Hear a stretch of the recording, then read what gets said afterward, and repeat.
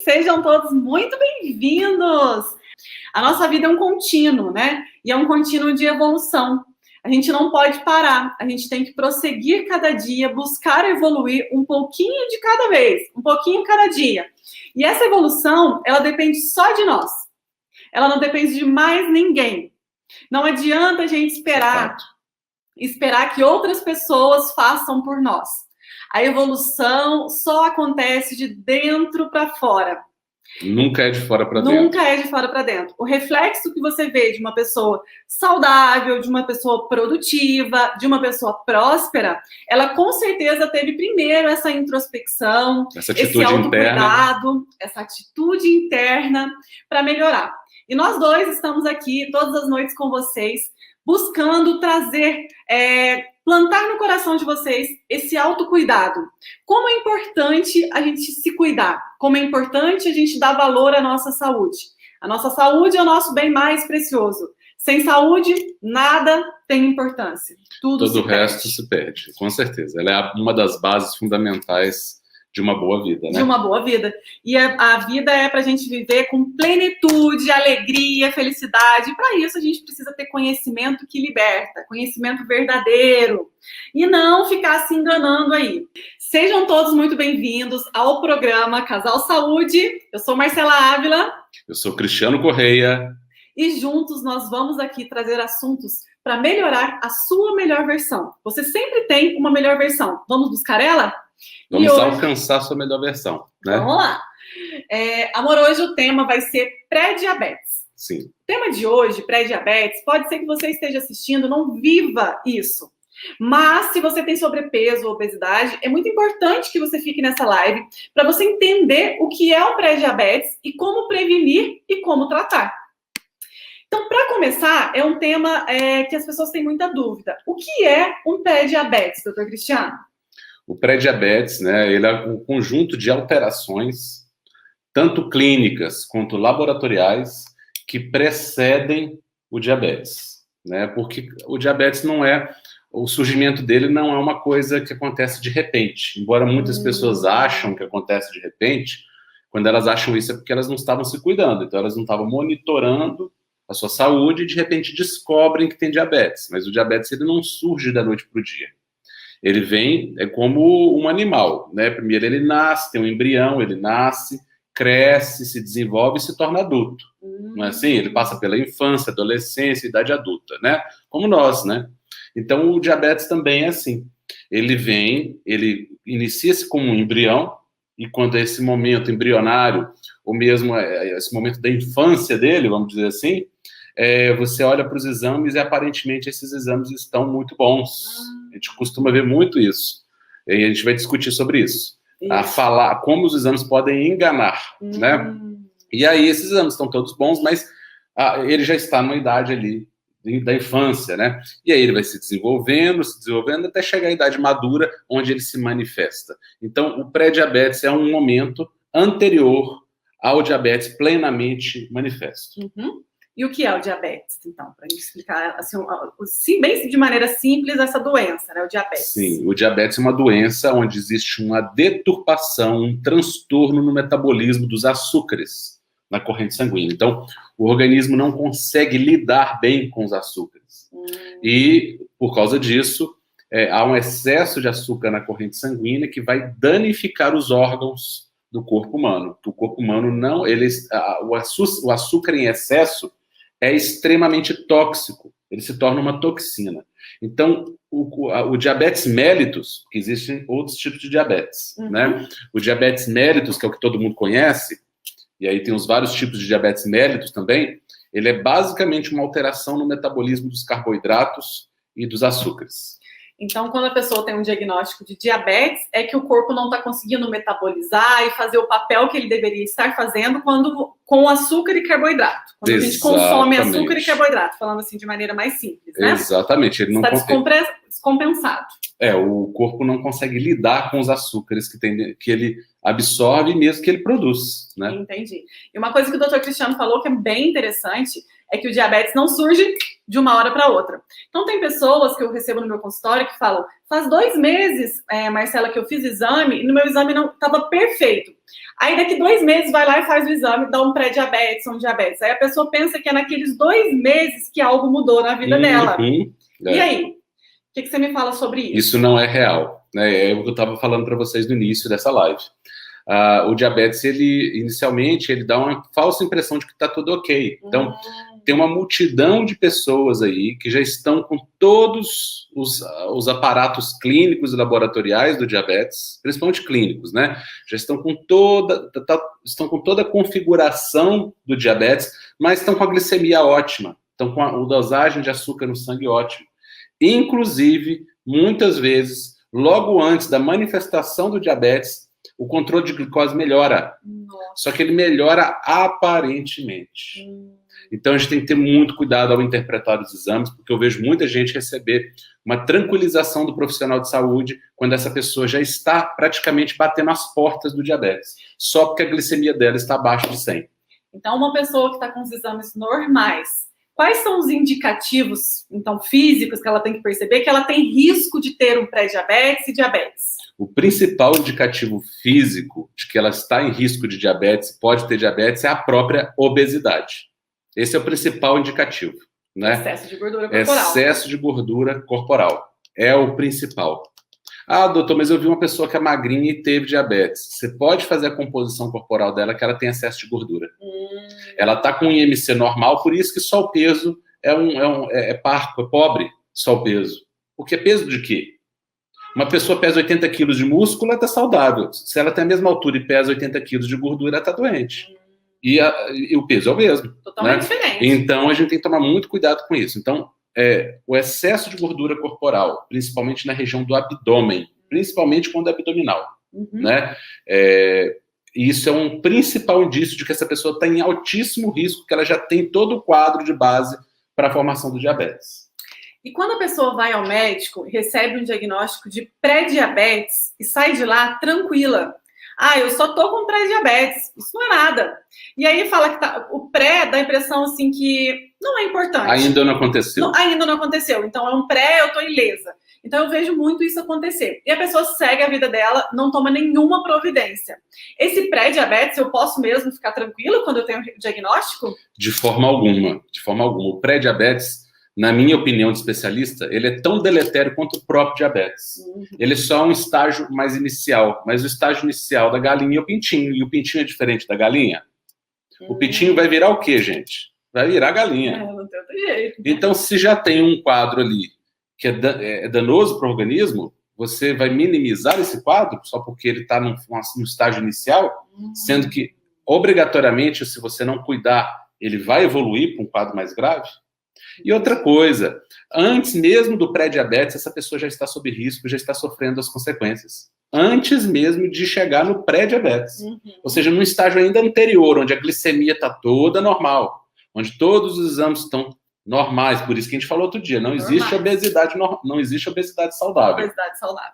Muita gente fala assim, eu fiz meus exames, fui no médico, ele me parabenizou, tá? Daqui 6 meses aparece com diabetes, não sabe por quê. Se você está com obesidade, você está inflamada, né? Está então, doente. Está doente. Ponto. Não adianta. Né? Obesidade é igual a doença, ponto final, não tem outra, infelizmente. Não existe obesidade saudável. Né? Então, esse indivíduo, mesmo antes do pré-diabetes, ele já está sofrendo as consequências orgânicas em torno de 10 anos antes de manifestar o diabetes. Ele já está com o fundamento do diabetes dentro do organismo dele, mesmo que esteja com os níveis de açúcar normais.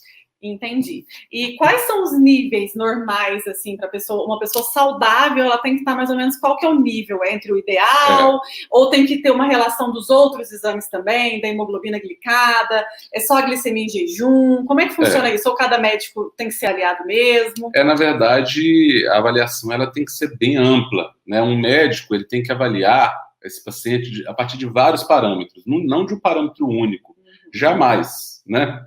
Um parâmetro único pode embasar um diagnóstico, pode embasar uma conduta, uma avaliação. Mas, a título de informação para pessoas que são leigas, né, a gente não tem a intenção de ensinar medicina, até porque não teria como, a glicemia deve estar abaixo de 100, Abaixo de 100. mas idealmente abaixo de 85. Abaixo de 85. Idealmente abaixo de 85. Uma glicemia entre 85 e 100 já me chama bastante atenção, né?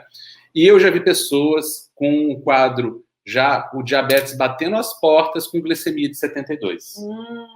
Que Entendi. Aparentemente estaria até mais para baixo, né? Então, assim, uma glicemia excelente de 72. No entanto, todo o resto da configuração estava do diabetes. Por quê? Você lembra que eu falei que logo antes do diagnóstico, muitas vezes melhora? Melhora para piorar. Mas melhora aparentemente, não melhora de verdade. Melhora só o exame. Entendi. Mas a saúde da pessoa continua tão danificada, tão agredida quanto antes. E o fator hereditário no diabetes e no pré-diabetes? Ele interfere, sim?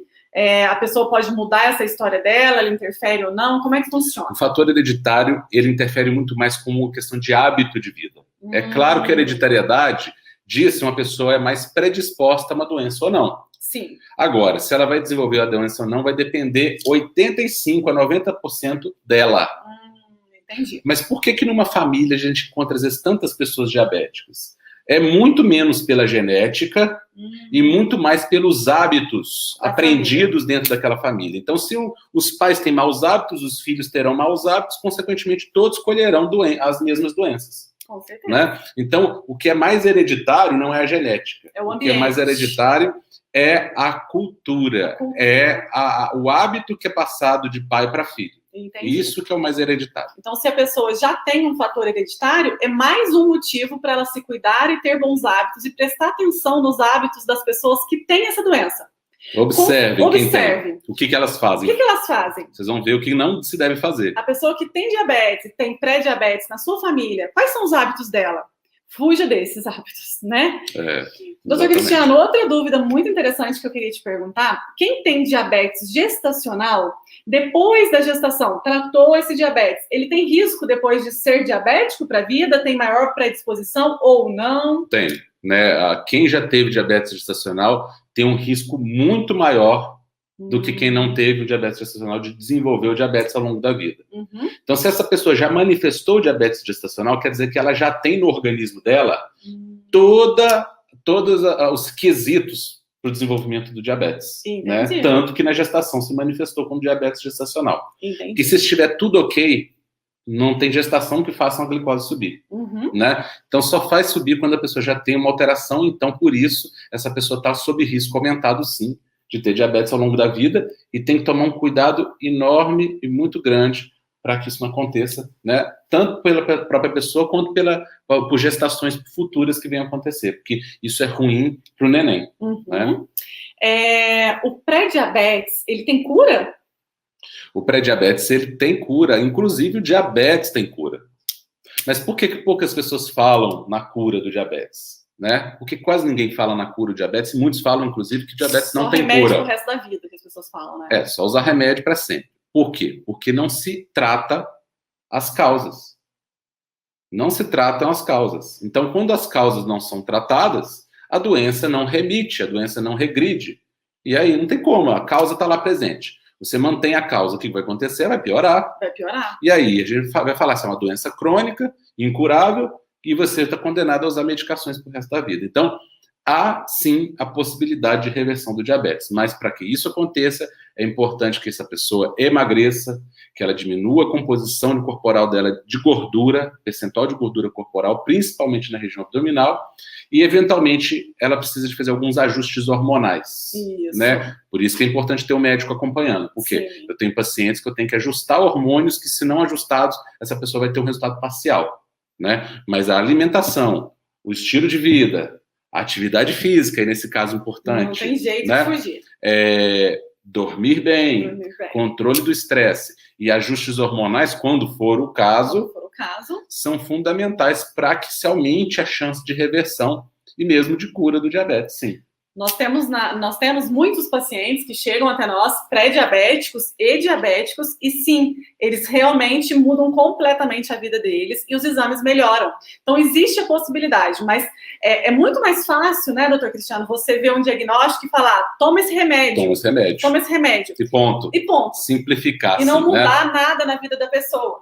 Mas se a pessoa realmente mudar o seu estilo de vida, isso a gente fala dos pilares, né, do estilo de vida saudável, que é a alimentação anti-inflamatória, sono de qualidade, fator de estresse, exercício físico. Os pilares, eles precisam estar constantes na sua rotina. Se eles estiverem, você vai estar tratando a causa do diabetes e não somente as consequências. Exatamente. Então, um remédio talvez é importante naquele momento, mas junto com ele, com a prescrição médica, você precisa ter consciência que a sua mudança de estilo de vida, ela precisa ser para ontem. Não dá para esperar as coisas acontecerem. Então, se hoje você teve um diagnóstico de pré-diabetes, você precisa mudar o seu estilo de vida. Para ontem. E é muito bonito falar, vou mudar o meu estilo de vida. Não é difícil. São pequenas ações repetidas todos os dias. Por que você conquistou o pré-diabetes? Você conquistou ele não foi porque você comeu doce um dia. Não foi porque você comeu um pedaço de pizza. Foi porque você somou toda a sua vida, em todas as refeições, vários hábitos ruins. E essa soma resultou nesse diagnóstico. Então, nenhum diagnóstico vem de uma hora para outra. Talvez você tenha construído o pré-diabetes ou obesidade durante 20, 30 anos. Até Sim. demora muito para manifestar. Muitas vezes é por décadas mesmo, né? Por décadas. E talvez nem manifeste, né? Ainda, talvez você esteja obesa. Pode não se manifestar como o diabetes. Como o diabetes. E aí vai se manifestar como gordura no fígado, como síndrome de ovário policístico, né? Vai se manifestar como alteração de triglicérides. Isso. Tem várias outras nuances, várias outras facetas dessa alteração que a gente chama de síndrome metabólica, em que está incluso, inclusive, o diabetes. O diabetes. E quando nós estamos falando do diagnóstico de pré-diabetes, mas isso tem a ver, doutor Cristiano, por exemplo, com uma pessoa que tem gordura no fígado? Tem tudo a ver.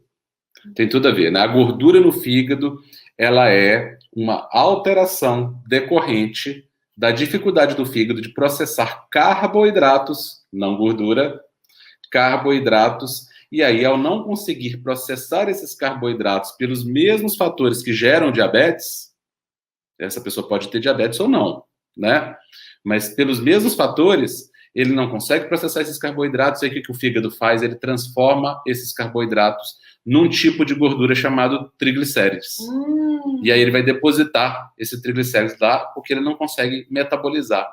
É sobrecarga demais. As pessoas estão, hoje em dia, entregando para os fígados delas, né, uma sobrecarga de carboidrato absurda. O fígado não dá conta de processar e aquilo se torna tóxico. E ele converte aquele carboidrato em gordura. Isso, então, tem a ver quem tem triglicérides alto? Tem tudo a ver. Está totalmente interligado. Tudo isso. Diabetes, triglicérides alto, gordura no fígado, síndrome de ovário policístico, a doença cardiovascular, infarto, derrame, demências. A demência de Alzheimer é chamada de diabetes tipo 3. Olha só, para vocês verem o quanto que ela está intimamente ligada com isso, né? Então, todo esse quadro clínico pode se manifestar de formas diferentes.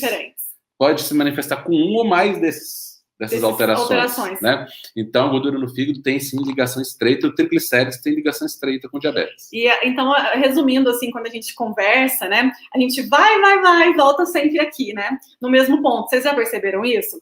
É muito interessante vocês perceberem que quando, às vezes, você coloca a culpa, eu tenho gordura no fígado, eu tenho triglicérides alterado, eu tenho uma síndrome de ovário policístico, eu tenho diabetes, ou eu tenho outras complicações, pressão alta. Pressão alta, outra tem coisa tudo que a ver, está né? ligado com diabetes é pressão alta, né? Nós sabemos que 70% das pessoas diabéticas têm pressão alta, por quê? Porque os mecanismos são os mesmos.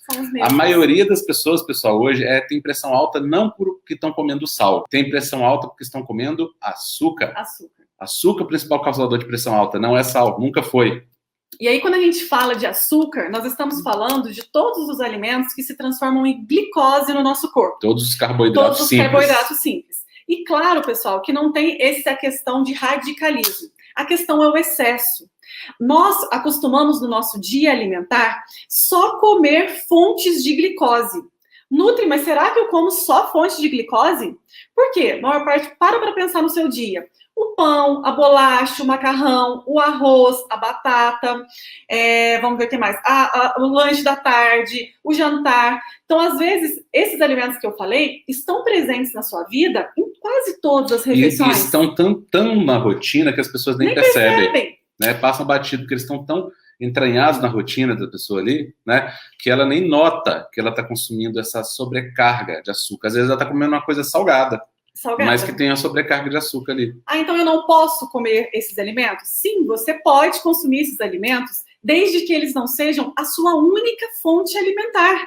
Porque se eles forem a sua única fonte alimentar, ou 90% da sua dieta, da sua rotina, ele vai sobrecarregar o seu organismo. O seu organismo não dá conta de processar tanta glicose.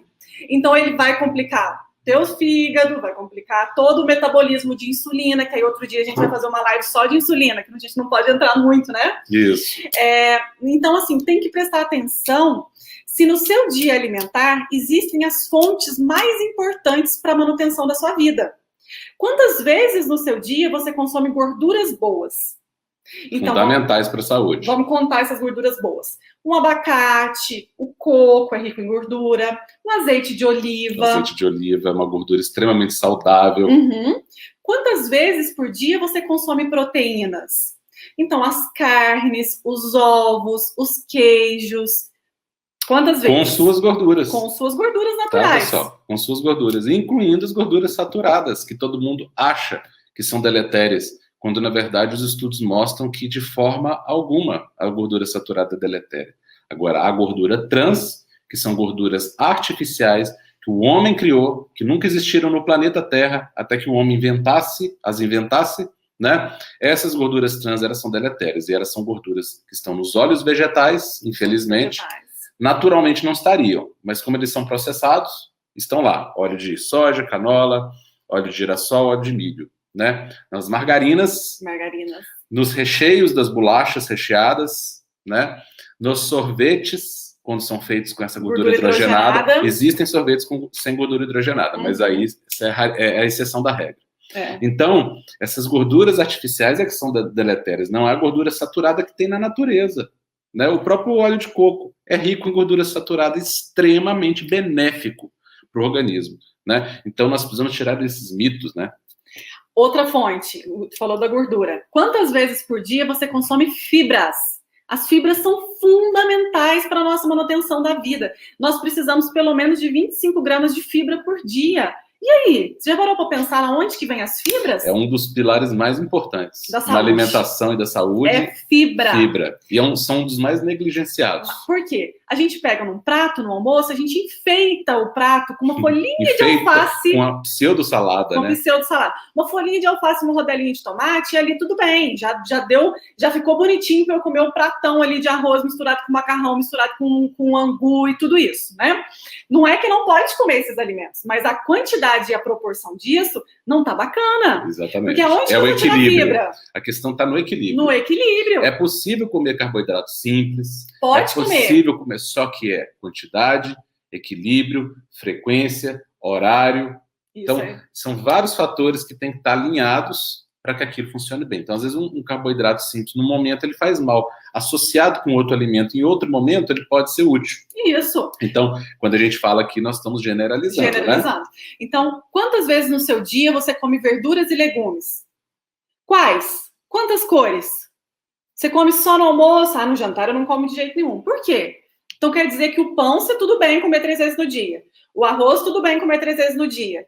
Mas os vegetais, você come só um pouquinho. Tá errado. Não deu a quantidade de fibras do seu dia. Então, outra fonte também. Então, falamos aí dos carboidratos, são muito importantes. As gorduras, as proteínas, as fibras, que é onde você vai encontrar vitaminas e minerais também.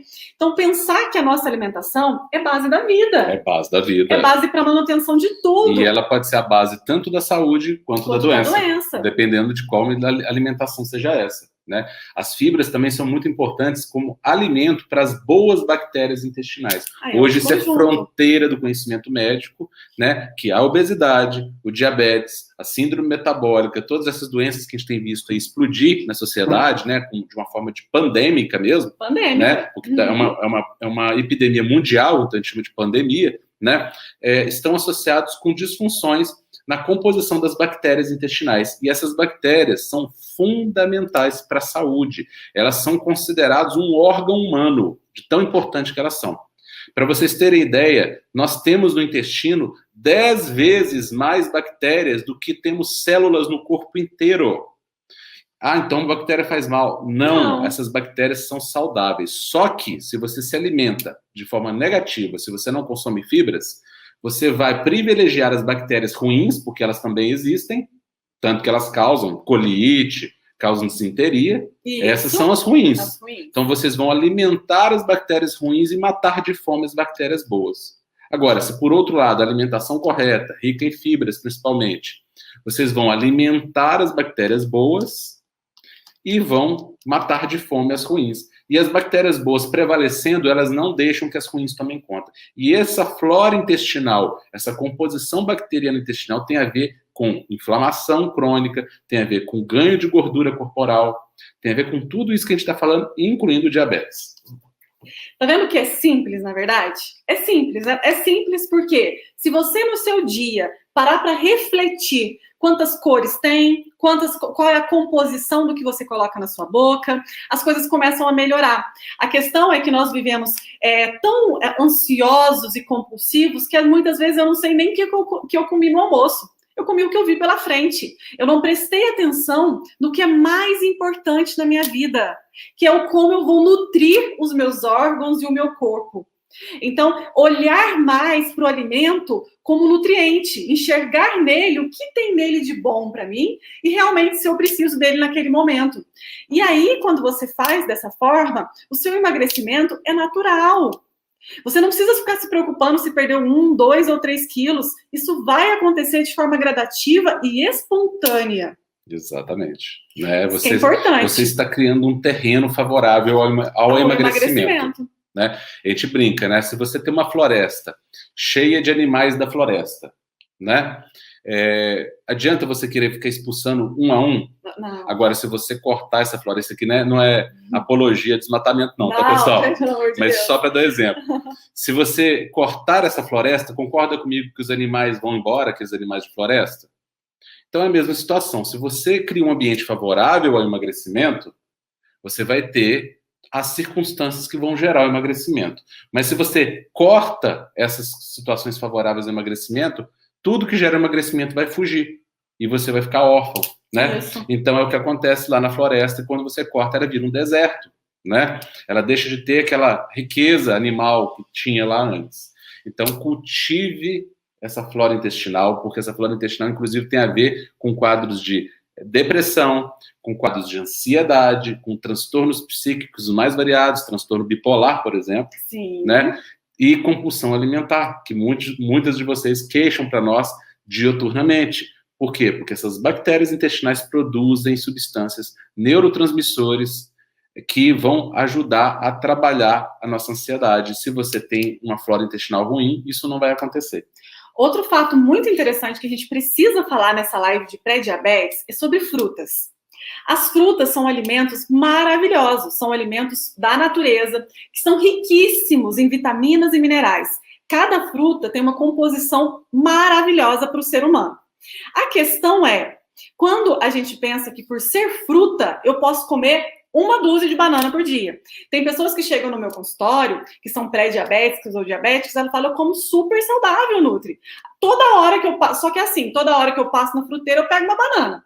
Eu não tá nem vendo eu comer.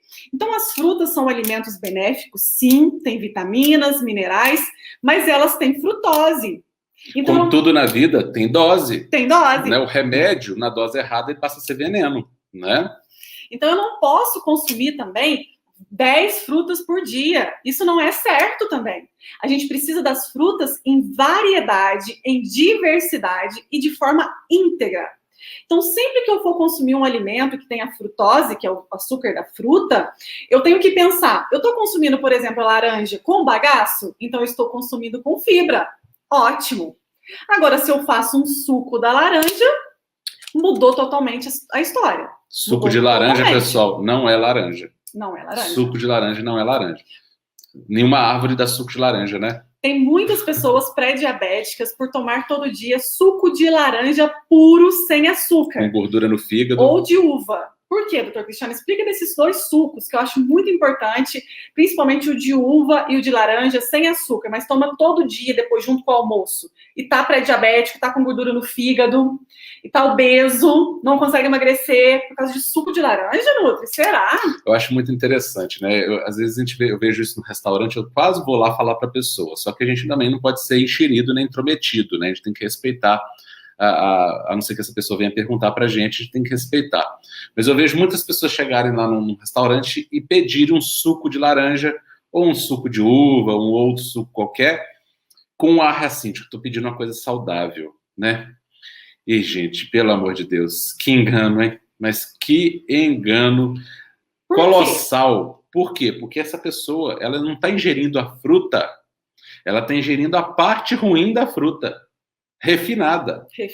A fruta tem um lado negativo, só que esse lado negativo, ele é contrabalançado, ele é neutralizado pelas fibras que tem nessas frutas. Então, ok, quando você come a fruta, ok, com a dose certa. Claro. Agora, você vai lá e refina, faz o suco da fruta. Gente, suco de uva tem a casca da uva? Não tem. Não tem. Suco de uva tem a semente da uva? Não tem. Então é uva? Não é. Não.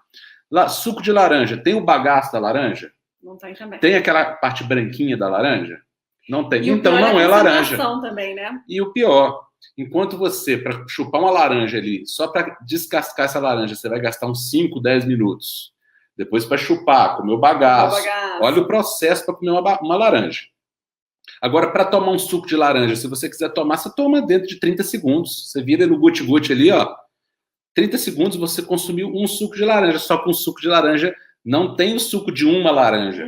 Tem um suco de 5, 6, 7, 8 laranjas. Isso. Então você está consumindo a parte ruim de 8 laranjas e 0 da parte boa dessas 8 laranjas. Ou seja, você está se intoxicando com frutose, que é, na verdade, uma toxina. Ela é uma toxina.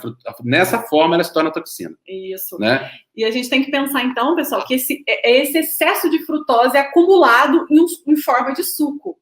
Fruta foi feita para a gente comer. Para beber, é água. A gente vamos facilitar a nossa vida aqui. Isso. Claro que sucos de frutas que não são doces, por exemplo, um suco de limão, um suco de maracujá, um suco de acerola. Se for azedo, mas sem açúcar. Mas não adianta você colocar açúcar. Mas o que eu recomendo para você não errar, comer a fruta, tomar água. Para a gente resolver isso, aqui. Pessoal. Olha, facilitar. O melhor suco que vocês podem tomar na vida de vocês chama-se água. Água. Melhor líquido, tá bom? A gente fica achando que tem que tomar um suco, tem que ter gosto. Gente, o ser humano foi feito para beber água. Isso. Né? O ser humano nas cavernas lá, ele não fica tomando suco, ele bebia água, né? Então, vamos respeitar a nossa fisiologia, nós somos programados para isso. Se você quiser um suco de limão ou de maracujá sem açúcar, é diferente porque são frutas azedas. Isso. Então, não tem muita frutose. Aí muda um pouquinho a história. Mas, tirando essas exceções, fujam do suco de fruta, mesmo que seja natural. Agora, o não natural não precisa nem falar mais nada, né? Se esses não são bons, os industrializados, os refrigerantes, aí é fora de questão mesmo, né? Outra coisa que eu quero falar para vocês é muitas vezes a gente tem medo de algumas frutas. Então a gente fala, a banana tem muita frutose, a laranja tem muita frutose. Não, pessoal, não precisa ter medo de nenhuma fruta. Todas as frutas são bem-vindas na sua vida. E quanto mais você diversificar o uso das frutas, mais vitaminas e minerais diferentes você vai estar no dia. Então, por exemplo, se eu chupei uma laranja com bagaço, eu tive a vitamina C. Se eu consumi uma banana, eu tive o potássio. Estou falando mais básico. Sim. Se eu consumi um cacho de uva, eu tive o resveratrol. Então, olha que maravilha. Foram 3 porções de frutas diferentes com propriedades diferentes. Agora, se eu sentei e chupei uma melancia inteira, isso não é saudável para mim. Então não precisa ter medo. Melancia, melão, mamão, consumam as frutas da estação e diversifique. Não precisa comprar a fruta cara lá, não. Todas as frutas são maravilhosas. Precisa de ter no seu dia. Agora, a quantidade vai depender do seu objetivo. E aí você precisa ter um acompanhamento do nutricionista para te ajudar. Então, por exemplo, eu posso comer 2 ou 3. A regra geral, assim, para a população, a gente fala de 3 porções de fruta por dia. Claro que aí no emagrecimento, aí os profissionais que estiver te acompanhando vai te falar quantas e qual é o horário. É porque isso pode mudar. Pode mudar. Mas, em média, para uma pessoa saudável, 3 porções de fruta. Mais que isso, eu acho muito exagero. Então, às vezes, a pessoa senta debaixo do pé de laranja dela e chupa 10, 20 laranjas. Não tá saudável. Época de manga, né? Que é uma delícia manga. Essa época é difícil, né? Época de manga. E aí consome muita quantidade de uma vez. É o exagero, mais uma vez. É o desequilíbrio, né? Quando existe desequilíbrio, aí nada funciona, né? Eu acho que ficou bem claro o que é o pré-diabetes e qual que é a raiz que tem que ser tratada. Não vamos cuidar das folhas desta árvore, vamos tratar essa raiz. E se você já tem o seu médico, já faz acompanhamento, que bom, mantenha. Nós aqui não estamos dando orientação para você tirar nada, mas coloque na sua vida a responsabilidade de tratar. Porque muitas vezes a responsabilidade de fazer um exercício, de fazer uma salada, de tomar mais água, essa responsabilidade, você dá uma fugidinha dela para pegar um remédio e pôr na sua boca e acha que é mais fácil. Faz isso não. Vamos cuidar do conjunto. Não faça isso porque o remédio dificilmente vai te curar.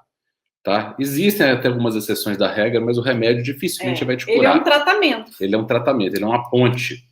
Mas se você ficar só no remédio, você vai depender de cada vez mais remédio ao longo da vida, a sua doença vai tender a piorar com o tempo, e hoje você vai usar 1, amanhã você vai usar 2, depois da manhã você está usando 3 remédios, logo você está usando 4, 5 remédios para um problema, e aí vem os outros problemas, e aí você também vai precisar de usar remédios para esses outros problemas, e vai virando aquela salada de fruta no sentido negativo da palavra. E quando nós falamos em alimentos que transformam em glicose, inclui-se também o mel, todos os tipos de açúcares, farinhas refinadas que transformam em glicose. Então, não é somente aquele açúcar que eu vejo. E que você precisa começar a ler os rótulos. Não importa se o açúcar é natural. Isso. Ele te faz mal do mesmo jeito. Tá bom? Não existe, mas é natural, é demerara, é mascavo. Tá. É açúcar. É açúcar. É mel. É açúcar? Mas tem um monte de coisa boa no mel. Tem, mas você não precisar emagrecer. O açúcar neutraliza todos os benefícios das outras coisas. Se você não precisa emagrecer aí é outra história. Aí tudo bem. Mas se você precisa emagrecer comendo mel...